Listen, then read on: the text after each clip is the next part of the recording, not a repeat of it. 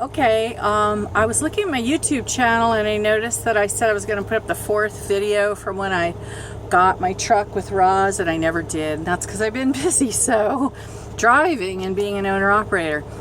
But and I'll try to get that video up. But I wanted to show you some of the things that have happened since I became an owner-operator to give you an idea of some of the things that you encounter. So I'm going to show you this. I'm going to try and switch this thing around. It's not going to work. So we'll do it like this. I think I can do it like this. First of all, my truck is under warranty. So I'm really grateful that a lot of this stuff in the last 6 months was covered under warranty.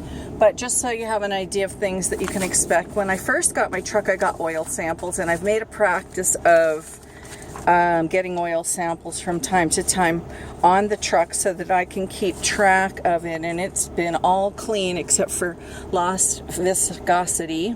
My PMs that I get regularly, they can cost me anywhere from like $300 to sometimes I get there and I get some extra stuff like the oil change, and I spend about $400. So that's like, you know, every 15,000 miles.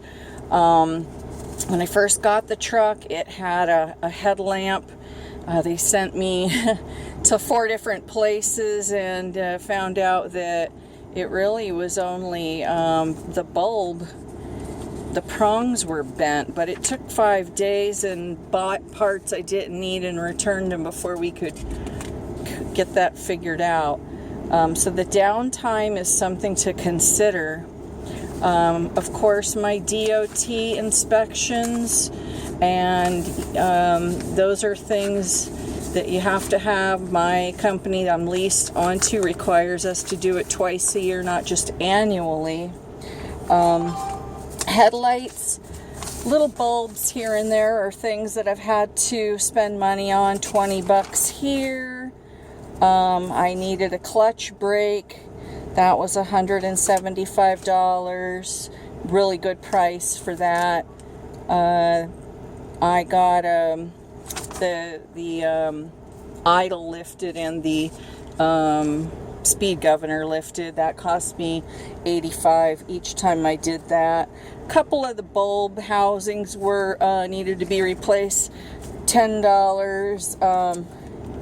Clutch adjustment. I just went in to get a kind of a diagnosis, and I had to pay $60. Sometimes you'll have to pay like $100 to just have somebody evaluate something. So this particular evaluation turned out to be the wrong evaluation. The major things that have happened in the last 6 months, thank goodness, covered on warranty, was the air conditioning compressor went out and blew a hard line. All of that was covered under warranty. Got a whole new AC system.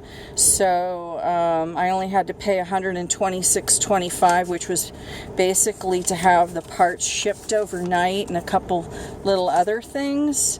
I had a O-ring that went out, and that there was no charge, covered under warranty. But this was the big one recently.